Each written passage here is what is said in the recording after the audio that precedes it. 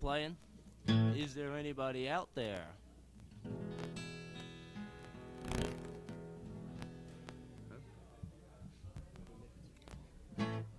Now we want to do a tune by Chris Christopherson. Get on a little bit on the countryside. It's called Help Me Make It Through the Night. Okay, 2, 3, 4. Take the ribbons from your hair, shake it loose and let it fall. Lay it soft upon my skin, like the shadows on the wall. Come and lay down by my side till the early morning light. All I ask is your time. Help me make it through the night. And I don't care who's right or wrong, and I don't try to understand. Let the devil take tomorrow. Lord, tonight I need a friend. Yesterday's dead and gone, and tomorrow's out of sight. It's so sad to be alone. Help me make it through the night. It's so sad to be alone. Help me make it through the night.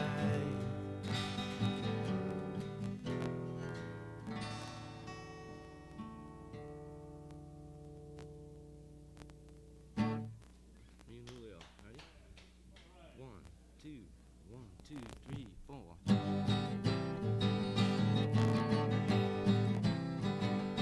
This is for my friend Stan.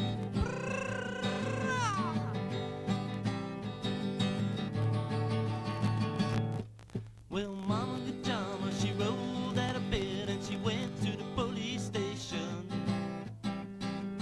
When Papa found out, he began to shout and started the investigation. It was against the law. It was against the law. What your mama saw, it was against the law. Well, Mama looked down and spit on the ground every time the name gets mentioned. And Papa says, oh, if I get that boy, I'm gonna stick him in the house of detention. And I'm on my way. I don't know where I'm going. I'm on my way. I'm taking my time 'cause I don't know where. Oh, goodbye to Rose, Queen of Corona. Seeing me and Julio down by the schoolyard. Seeing me and Julio down by the schoolyard.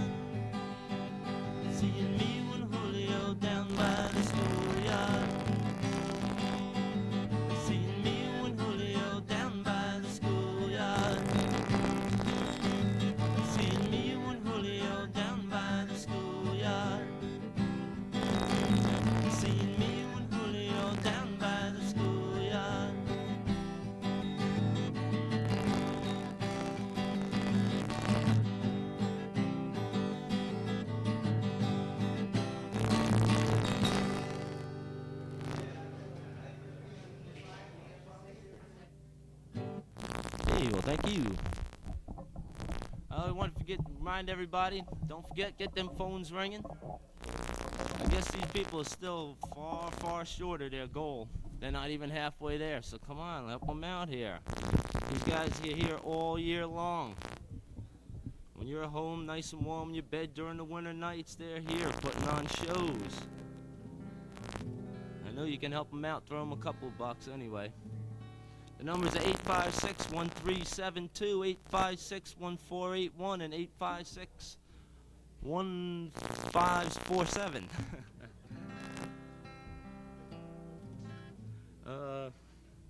Next one we're going to do is another older song. It was originally done by the Rascals, and it's called Good Lovin'. Okay. 2, 3, 4.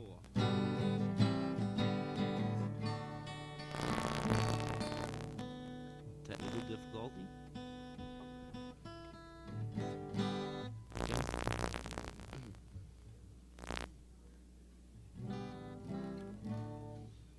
Okay. 1, 2, 3, 4.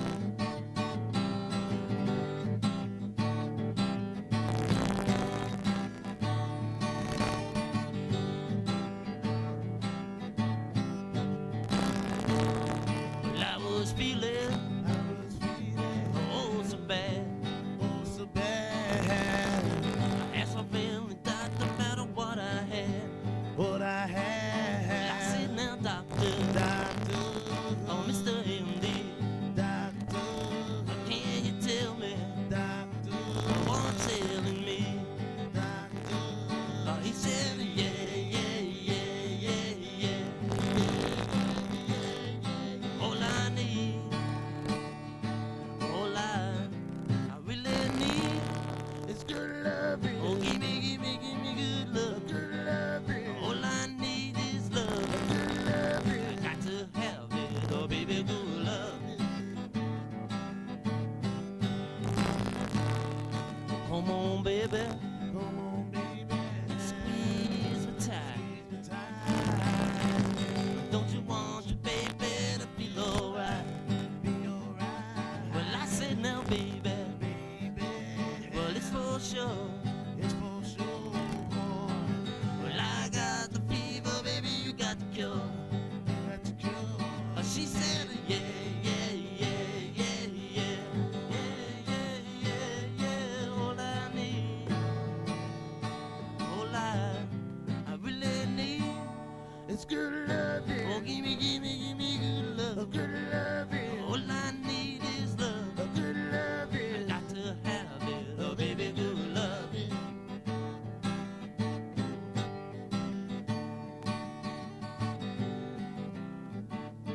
Good loving. Oh, good loving. Oh, good loving. Oh, good loving. Oh, good loving. Oh, good loving.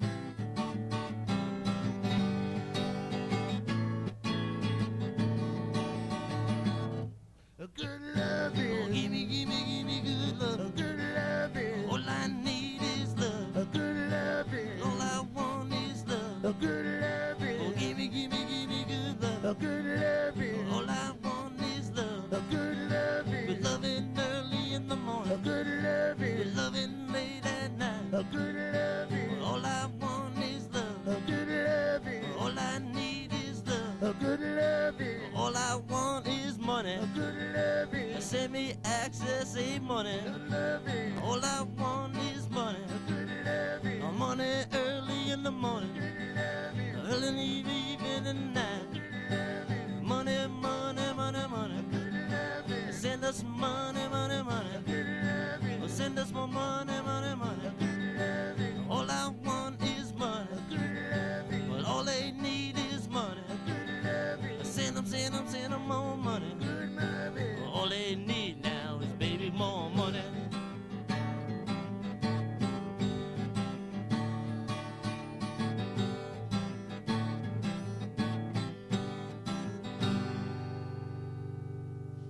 That's a version never heard before. We're gonna do one more tune and then roll on out of here. Let some other people get up here. We got the band Onion Cookies coming up here pretty soon. Don't forget them numbers, 856-1372, 856-1481, and 856-1547. Need to hear some of them phones ringing now. It's been awful quiet around here. This is an old Harry Chapin tune we're going to end up with.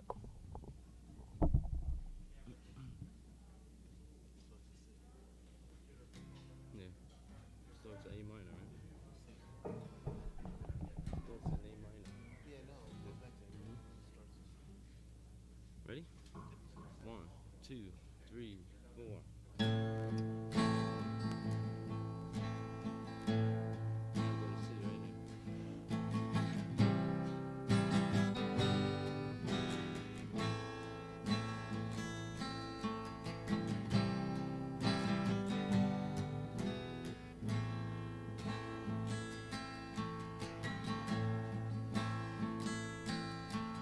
A child arrived just the other day.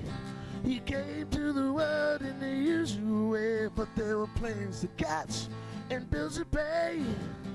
I learned to walk while I was away, and he was talking for I knew it as he grew. He said, I'm gonna be like you, Dad. You know I'm gonna be like you. And the catch in the cradle and the silver spoon, and the little boy blue and the man in the moon. When you're coming home, Dad, I don't know when, but we'll get together then.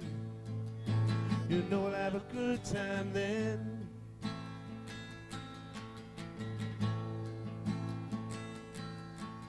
My boy turned 10 just the other day. He said, thanks for the ball, Dad, come on, let's play. Won't you give me the throw? He said, not today, I got a lot to do. He said, that's okay, and he walked away, but his smile never dimmed. He said, I'm gonna be like him.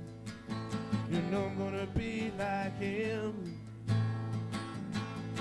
In the catch in the cradle and the silver spoon, and the little boy blowing the man in the moon. When you're coming home, Dad, I don't know when, but we'll get together then. You know we'll have a good time then.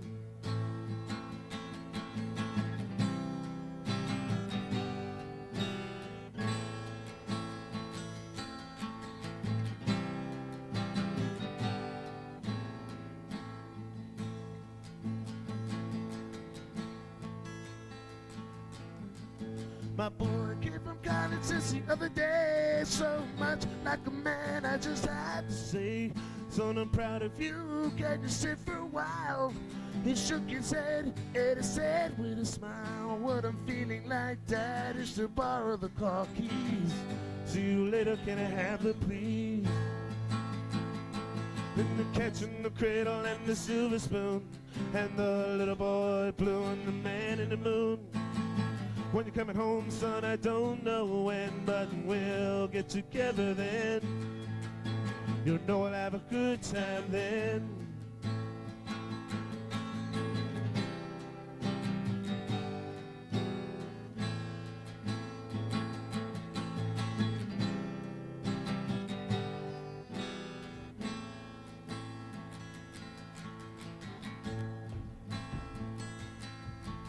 My boy came from college just the other day. So much like a man, I just had to say, son, I'm proud of you. Can you sit for a while? He shook his head and he said with a smile, what I'm feeling like, Dad, is to borrow the car keys. See you later, can I have them, please? And the cat's in the cradle and the silver spoon, and the little boy blue and the man in the moon. When you're coming home, Dad, I don't know when, but we'll get together then. You know we'll have a good time then.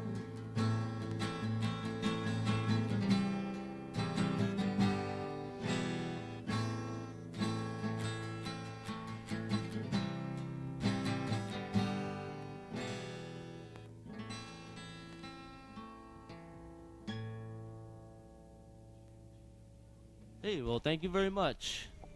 Don't forget, let's get them phones ringing now. Got lots more entertainment coming up, so let's help these guys out. Thanks.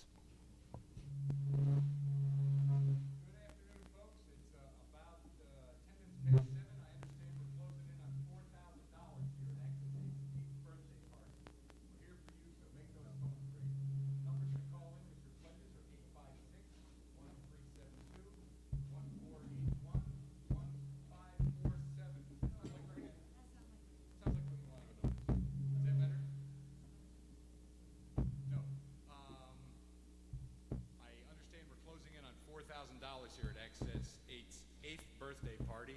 The telephone numbers that you can call if you'd like to call in with some of your pledges are 856-1372, 856-1481, and 856-1547.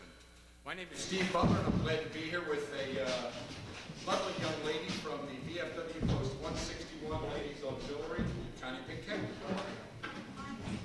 just got in from bed, we're going to hear soon. You're going to stay though, right? Yeah. Oh, good. On behalf of the Ladies Auxiliary from VFW 161, I would like to present $50 for the telethon. All right.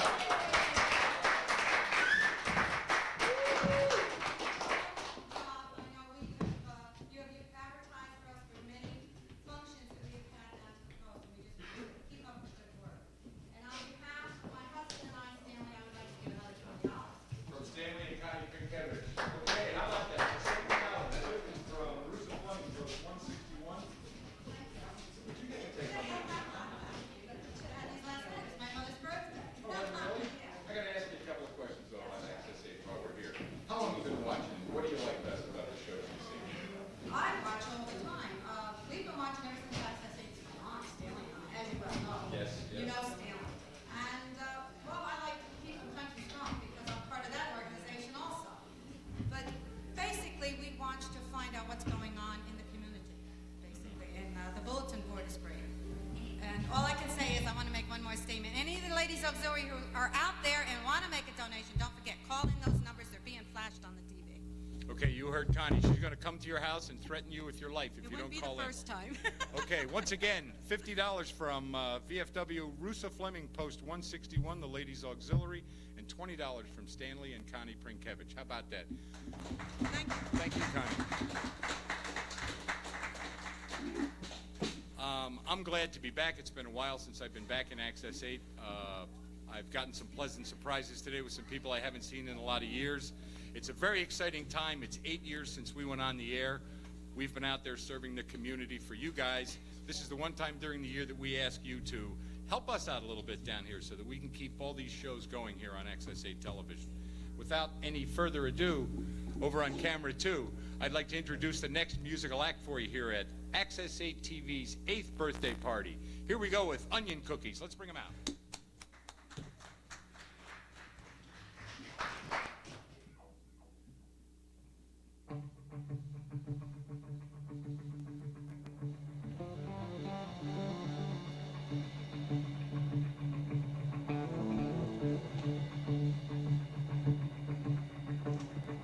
Dad is flown across the ocean,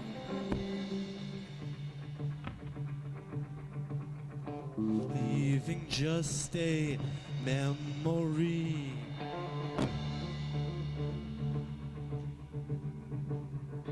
Snapshot in the family album.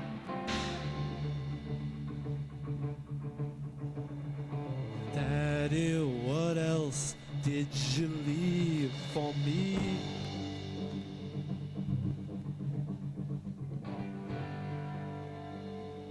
Daddy, what else did you leave for me? All in all, it was just a brick in the wall. All in all, it was just a brick in the wall.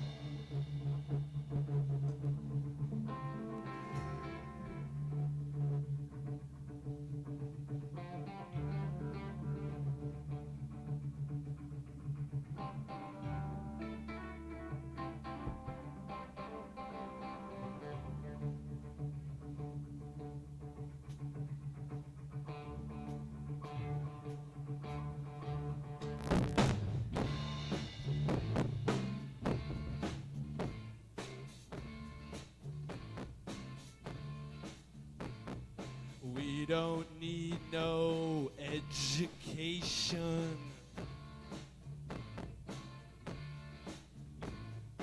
We don't need no thought control. No dark sarcasm in the classroom. Teachers leave them kids alone.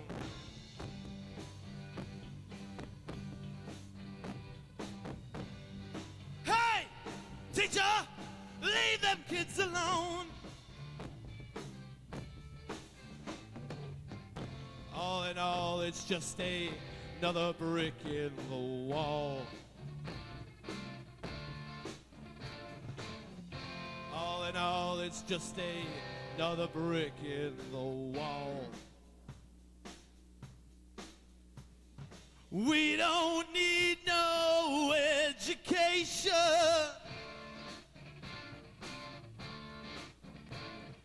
We don't need no thought control. No dark sarcasm in the classroom. Teachers leave us kids alone.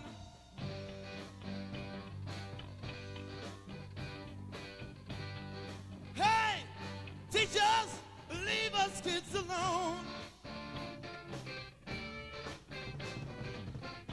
All in all, it was just a brick in the wall. All in all, it's just another brick in the wall.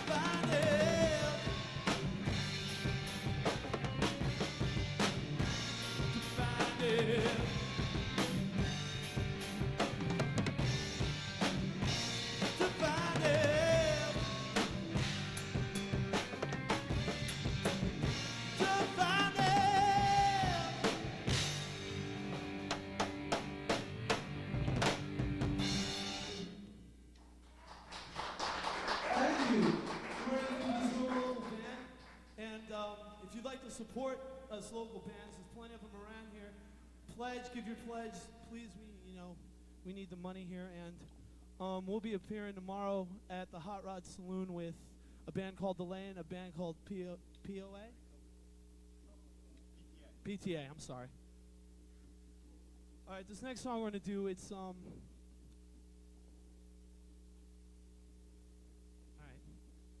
right, this next song we're going to do is an Eric Johnson cover. It's called Cliffs of Dover.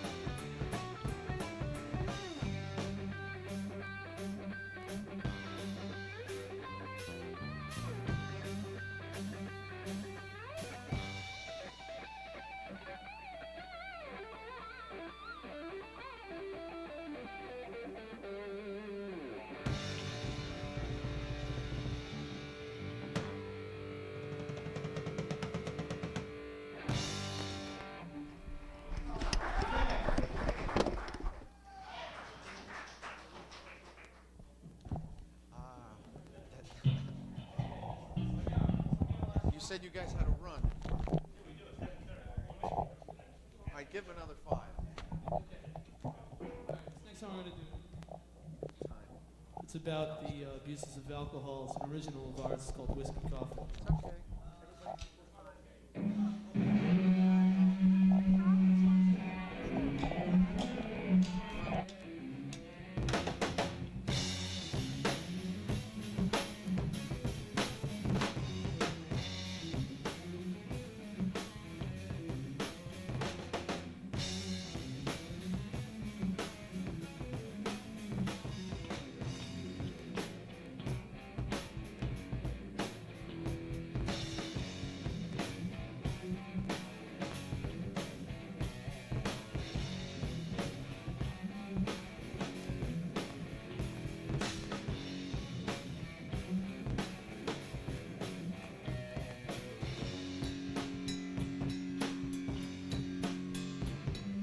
Party down on a Friday night, gotta get my fix.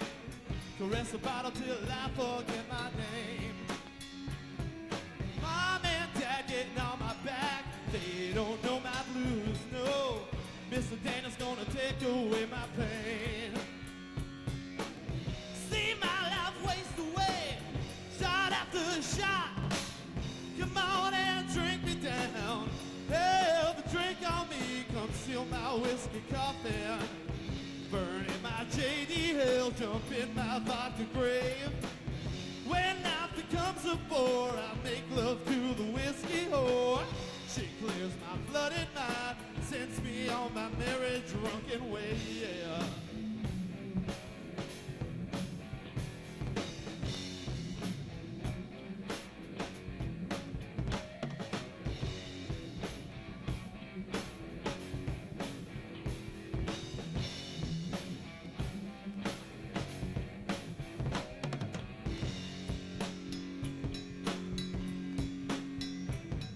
Had enough, died in a fight, hopped into my car, headed slowly on the lonely road to nowhere. Lost my mind and lost control, wrapped around a tree. My sight is Satan as death moves over me. See my life waste away, shot after shot. Come on and drink me down. Have a drink on me, let's seal my whiskey coffee. Burning my J.D. Hale, jump in my vodka grave. When night becomes a bore, I make love to the whiskey whore. She clears my blooded mind, sends me on my merry drunken way.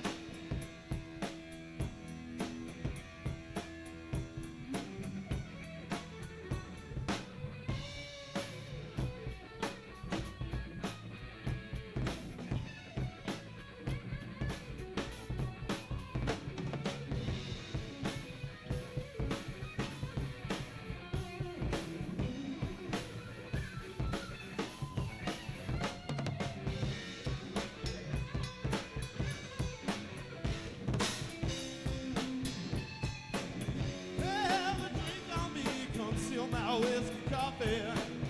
Burning my J.D. Ale, jump in my vodka grave. When night becomes a bore, I make love to the whiskey whore. She clears my blooded mind, sends me on my merry drunken way, yeah.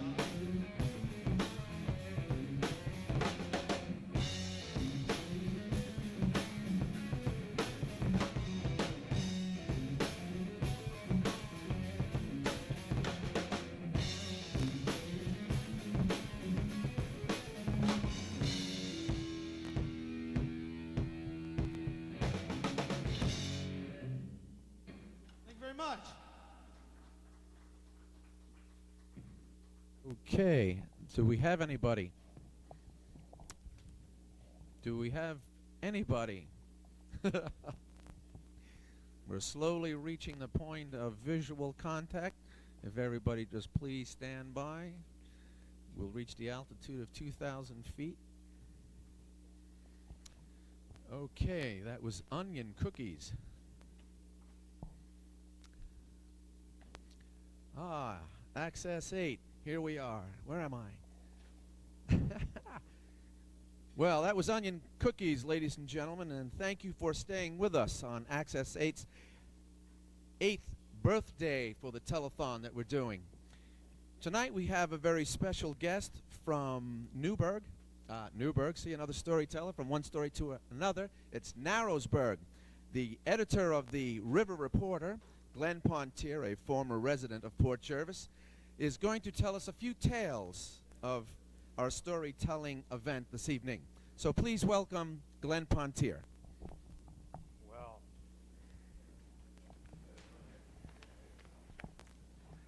you know, this is a story that I once told on the radio.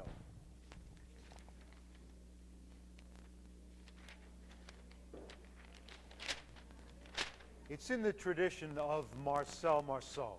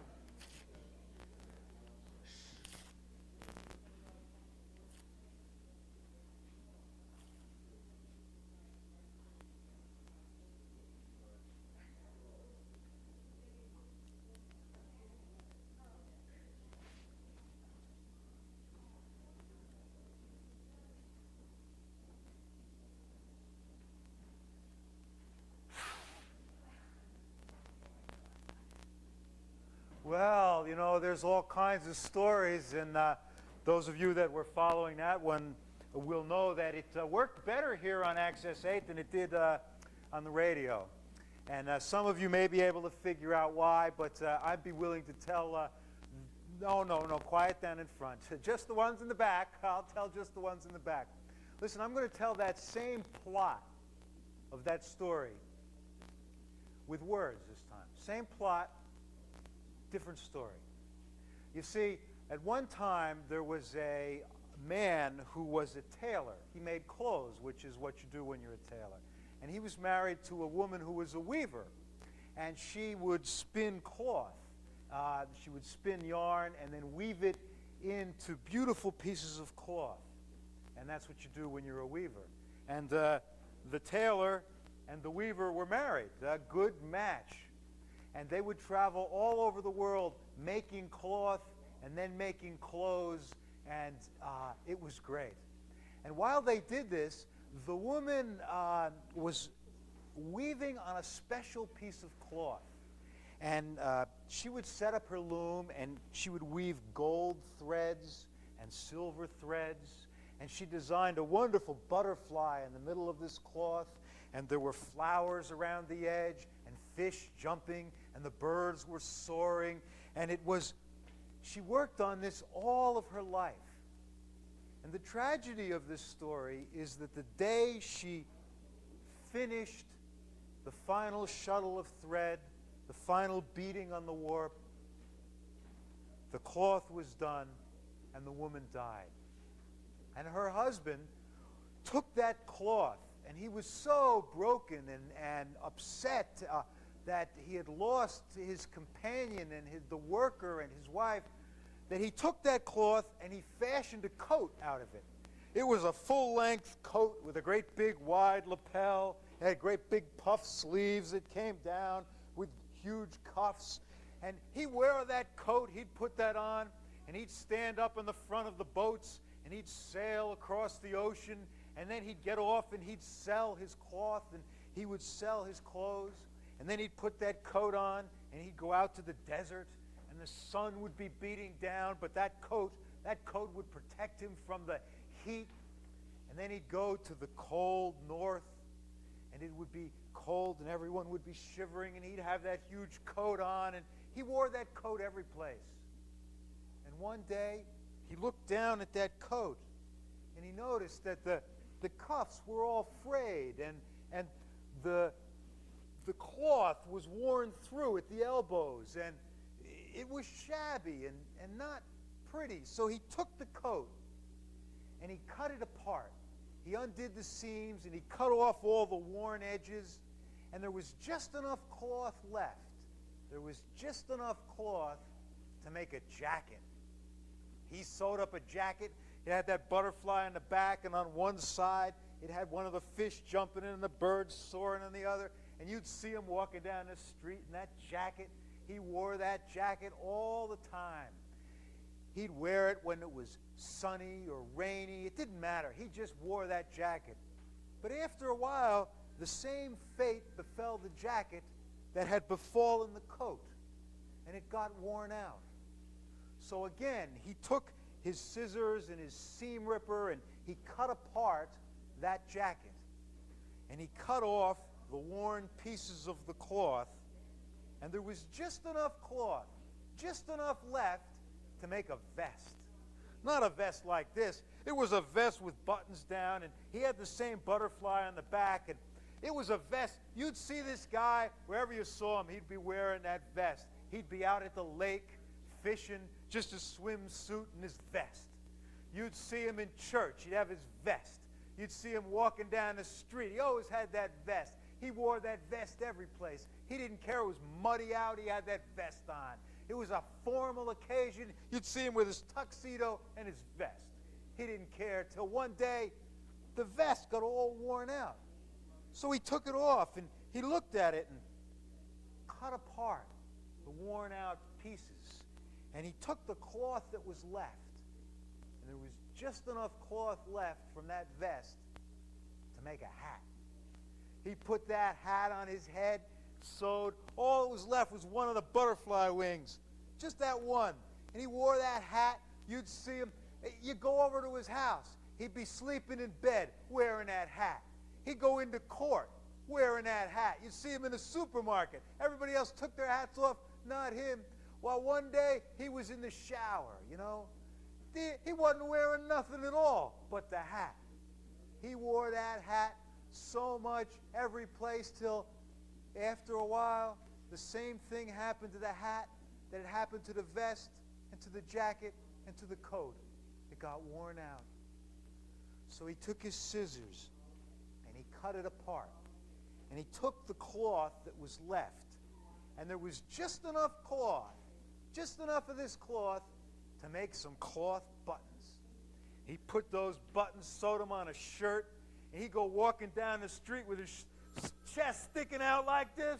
He'd just walk down with them big buttons, and then people come up to him and say, "Wow, man, look, where'd you get them buttons? Look at them buttons. I never seen buttons like that." He'd say, "I'm not going to tell you, but these buttons, man," he wore them buttons all the time on a shirt. The shirt wore out. He cut the buttons off, put them on another one. He had buttons, man.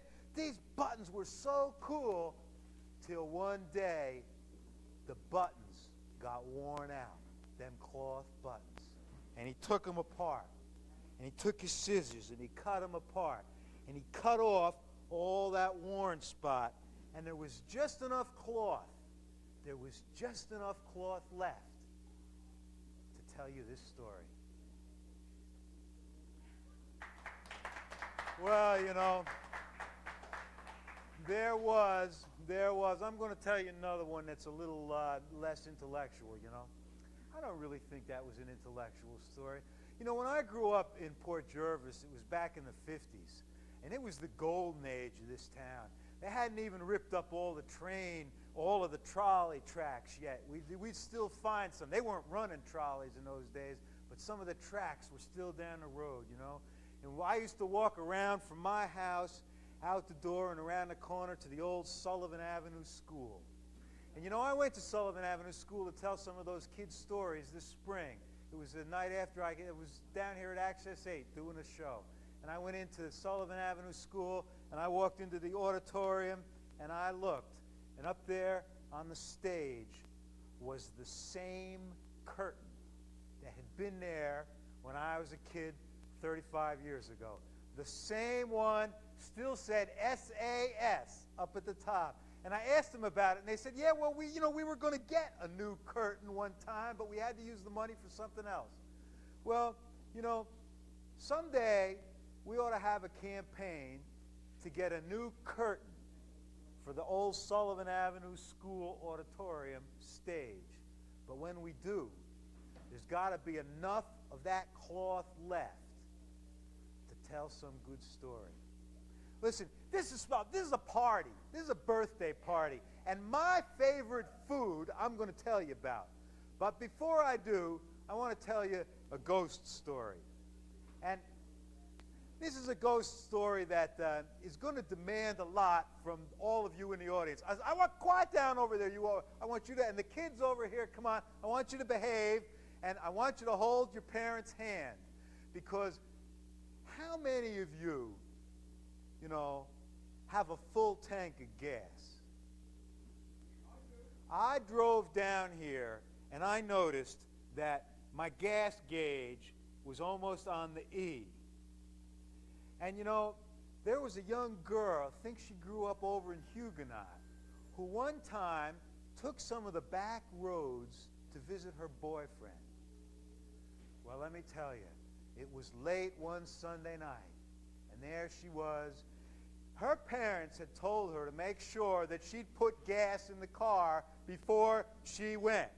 But she was a teenager, and she didn't know everything but almost, and she wasn't going to listen to them, so she just hopped in the car, drove to her boyfriend's house, and that night, by the time they got done smooching and, she got back in that car, hopped in, started driving down, heading home to Huguenot on the back roads, and no sooner did she round the first couple of bends when she looked down at the gas gauge, and it was almost on empty.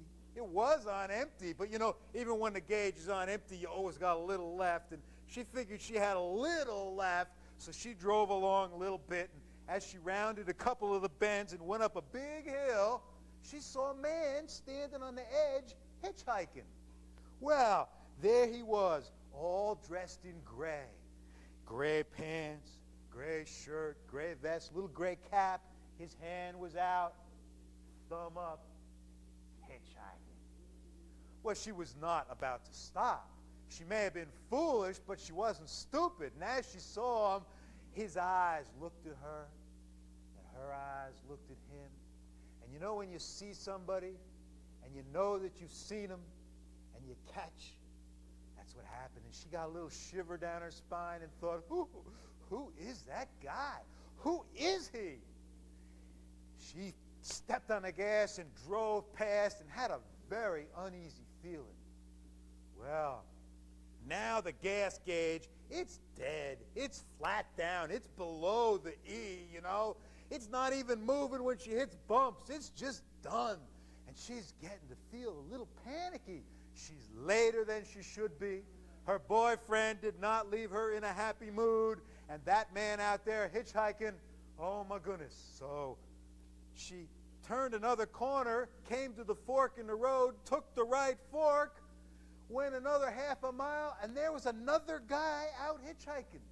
Standing along the side, he was dressed in gray pants, gray shirt, little gray vest, gray cap on top, had his hand out, and his thumb up. She slowed down, and he took a step out towards the car, but she wasn't going to stop. And their eyes met again, and when they did, her jaw dropped. She got this tightest feeling in her back. Her neck started hurting. It was the same guy.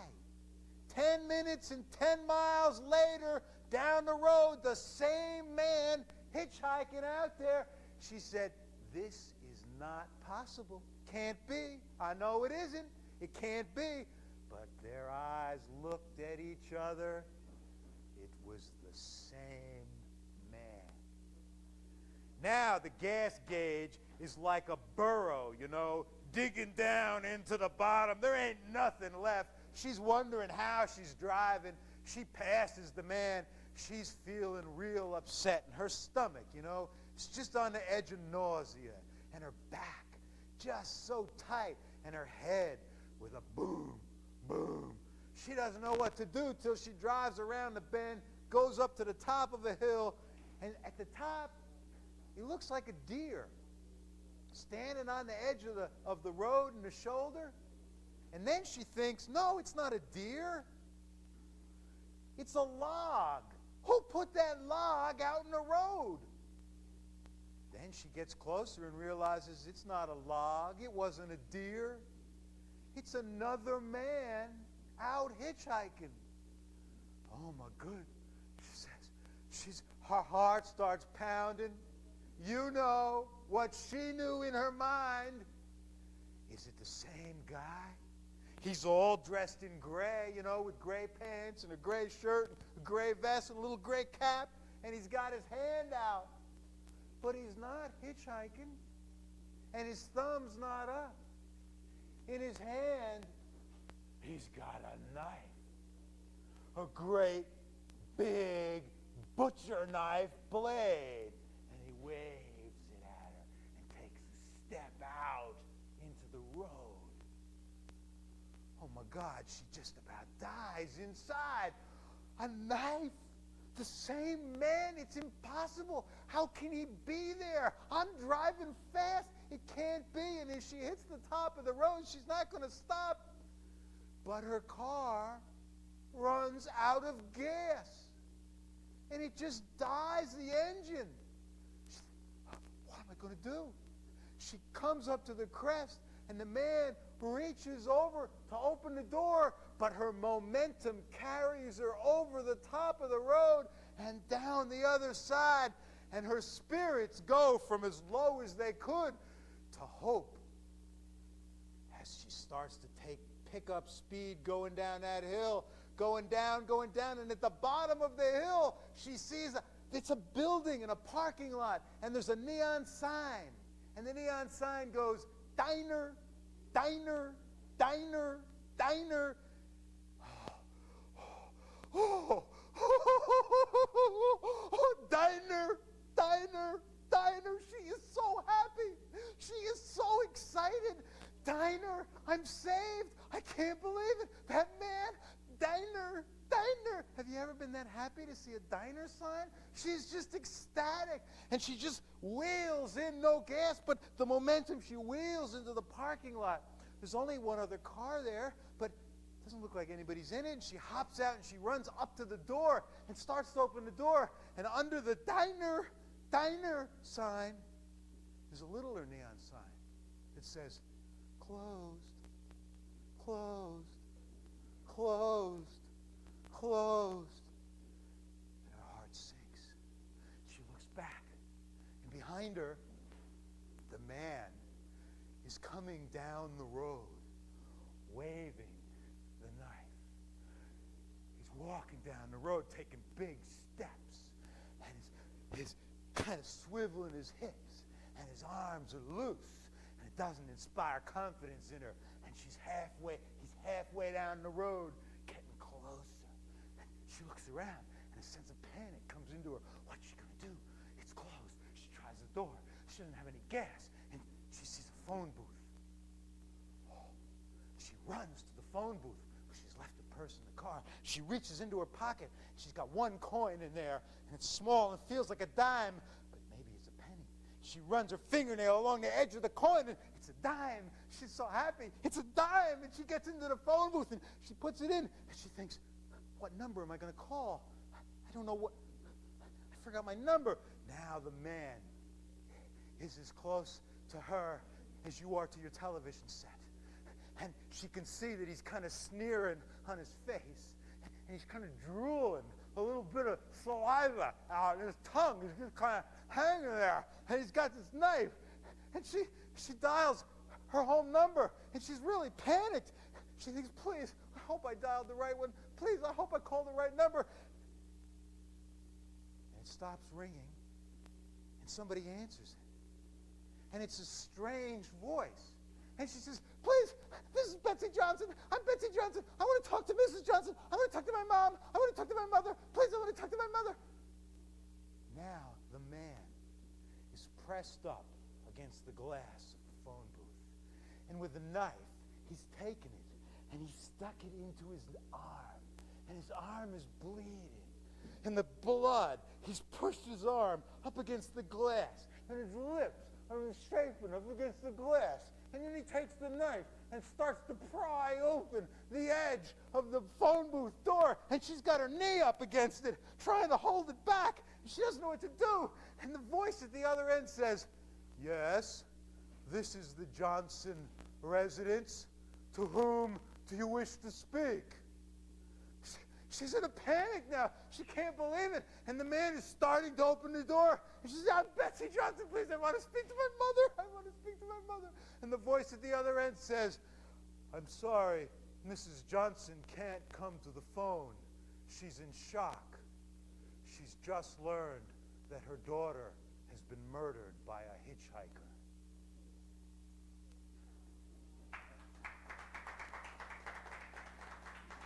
One more short.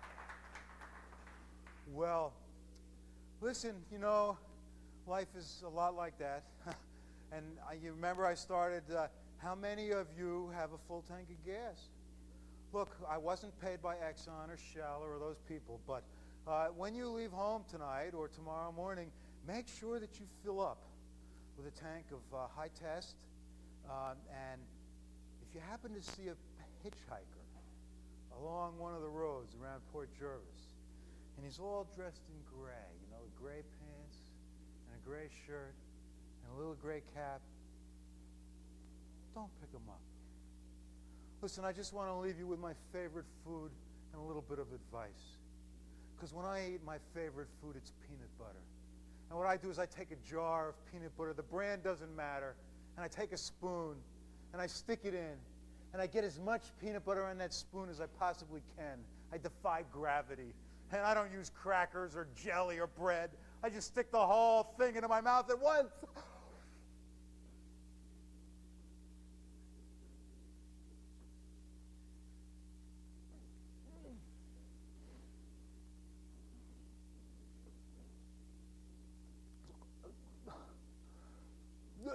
The story that I want to tell you is the three ways that you can get peanut butter out of your mouth after it's stuck upon the roof of your mouth. The first way you can get your peanut butter out is a little bit disgusting. Disgusting? You know, disgusting? You just spit out. No. Just spit out. Do this when your parents are home.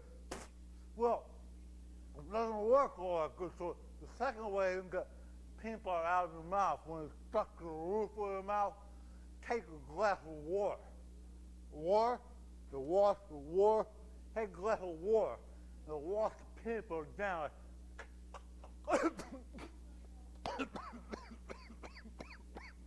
Sometimes the water doesn't go down the throat, comes back out your nose.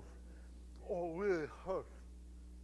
So the third way you can get peanut butter out of your mouth after it's stuck to the roof, take a finger. You stick your finger in there like this and pull it out like this and just get all the peanut butter off.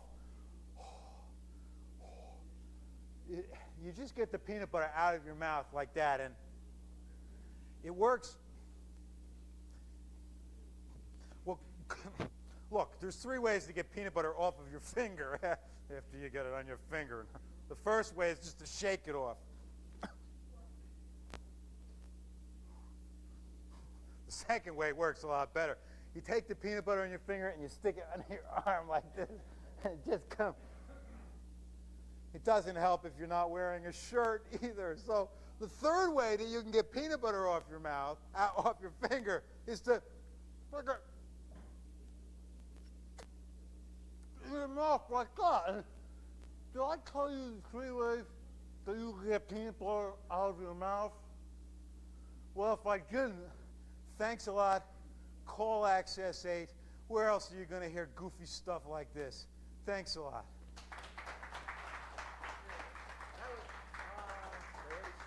That's all right. Ladies and gentlemen, how about a round of applause? Good deal. Well, it's going on 8 o'clock. I understand we're a little over $3,600, approaching $3,700. We'd sure like to go out of here on our 8th birthday with $4,000.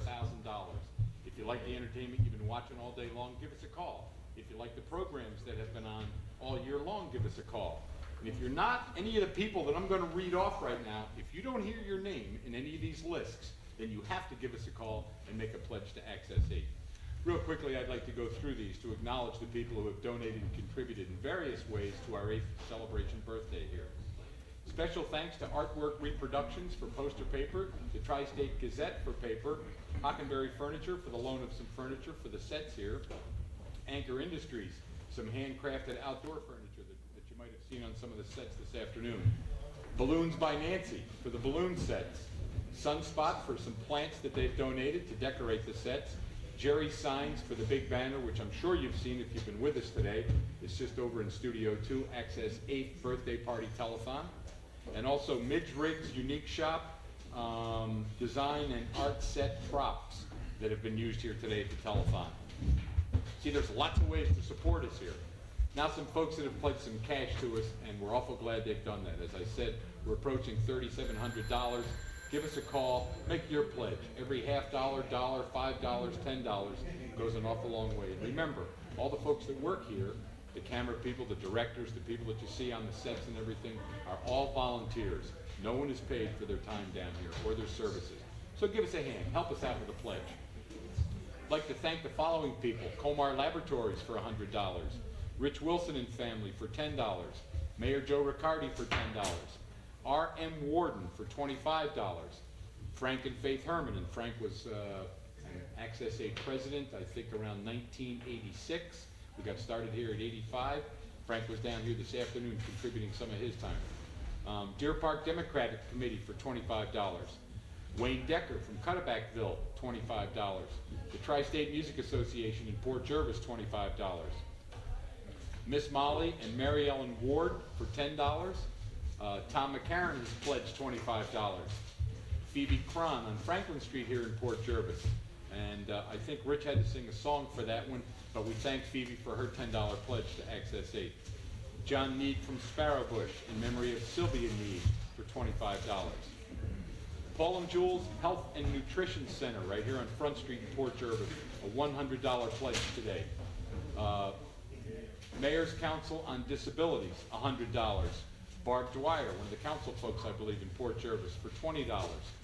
Dorothy Huff from Matamoros, a $10 pledge, and she made a comment here I'd like to share with you all. On the air, she enjoyed the Nutcracker Ballet done by local dancers that was on Access 8 television. So there's all kinds of entertainment available here for you, local entertainment. Mr. and Mrs. Frank Bell, $25. Mary Lou Hack on Cross Street in Port Jervis, $5. Walter Howard for $15. Luann and Jim Smith from Montague, New Jersey, $10. Which reminds me, I'm not sure you're aware of a little trivia, but I'd like to share it with you. Access 8 Television is the first tri-state public access station in the United States. We serve 3 states, New York, Pennsylvania, and New Jersey. We're proud that we can be the leaders of access groups around the country, airing in 3 states.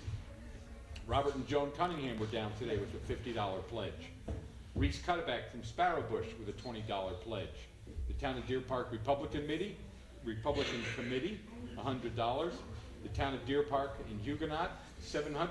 And we thank them very much for supporting us as a municipality.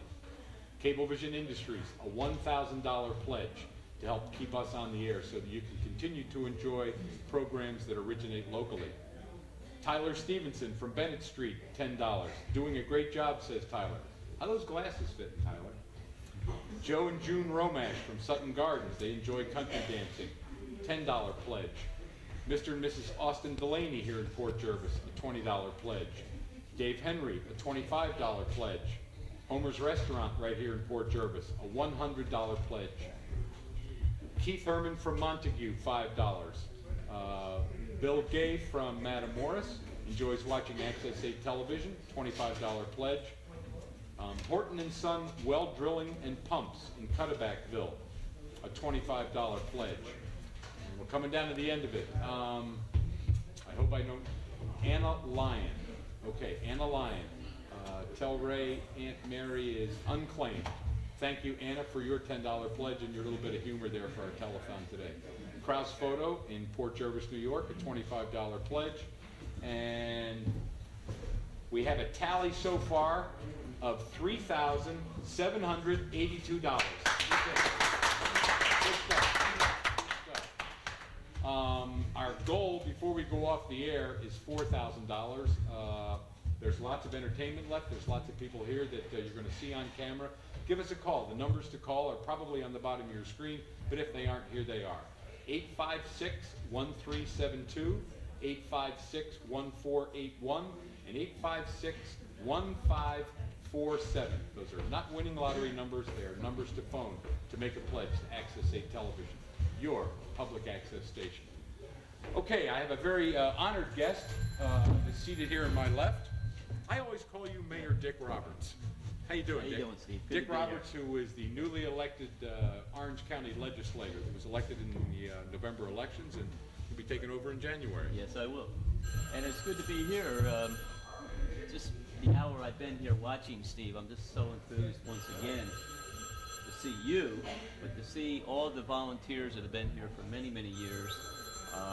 It is your 8th birthday. I've come with a check of my own. Why, thank you. Congratulate you. I want to congratulate all of the people who worked so hard today, because it brings back old memories of City Hall when you work out of a closet, about 4x4, if I remember. You were on the council, I'm sure, Yeah. when Access 8 was first contracted through Cablevision back in October of 1985. So we can reminisce a little bit. You've come a long way as a TV station and as volunteers for the community. What you have here is just unbelievable compared to what you started with. You just had a few pieces of equipment, as I remember. As I said, you operated out of a very, very small room. You didn't have any area to set up sets like you have here. It's amazing, and I commend you. I commend the volunteers, and I just hope we're around for the 80th birthday.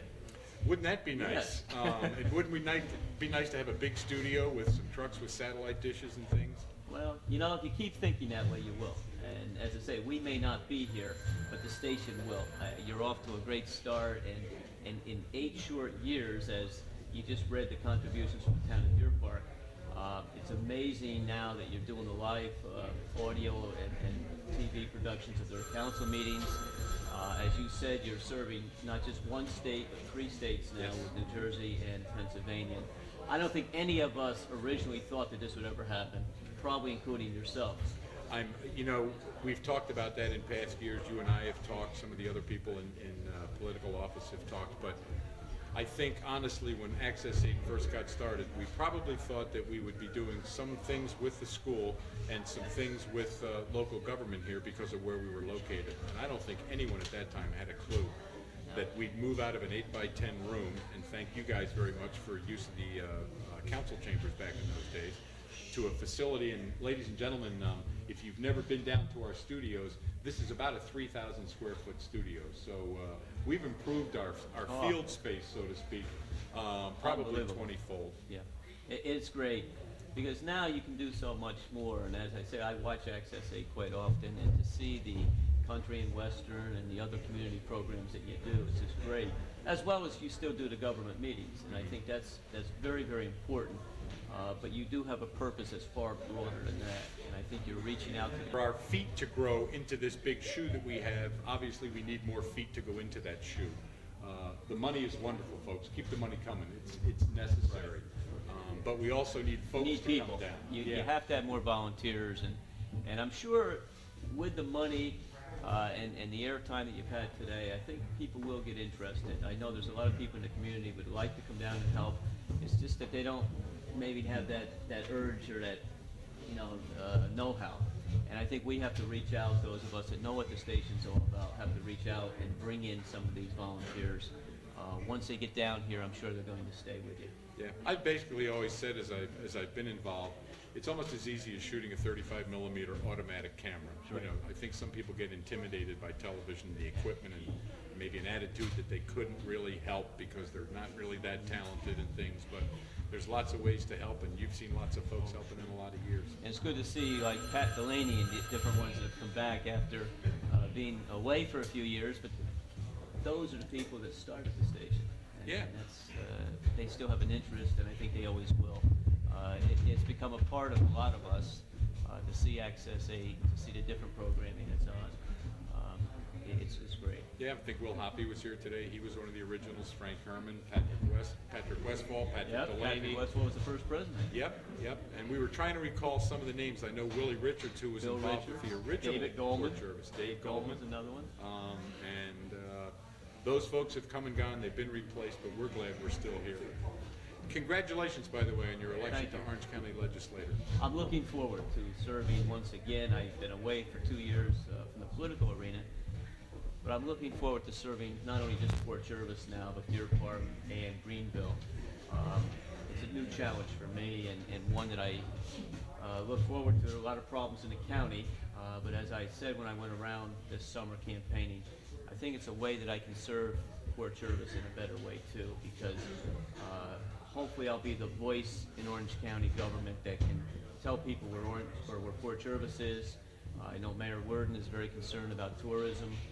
We have a great tourism director in the county, Susan Howe, and I've met with her in the last few weeks. I want to, make sure it's one of my focal points too, to bring people to Fort Jervis, to help local government in any way that I can. I think that's important. How, very quickly, how do you, welcome to live television, folks. Thank you very much. What do you do between now and January? How do you transition into this, especially not having been, well, up front in politics, I should say. I'm sure you're still active in the political arena. Well, the transition for me is easier than for some new people. We have 10 new legislators that will be sworn in January 1st for county government. As the mayor of Fort Jervis, I was fortunate enough to work with a lot of the county departments, the Office of the Aging, the Planning Department. I did serve on the Orange Municipal Planning Federation. And most of those people are still there. Nick Girton is still with the Office of the Aging. As I mentioned, Susan Howe with tourism. There are a lot of the people I'm familiar with. So basically what I'm doing during the next few weeks is contacting these folks, having them bring me up to date as to where their departments are. I attended an orientation meeting Thursday evening at the Orange County Infirmary.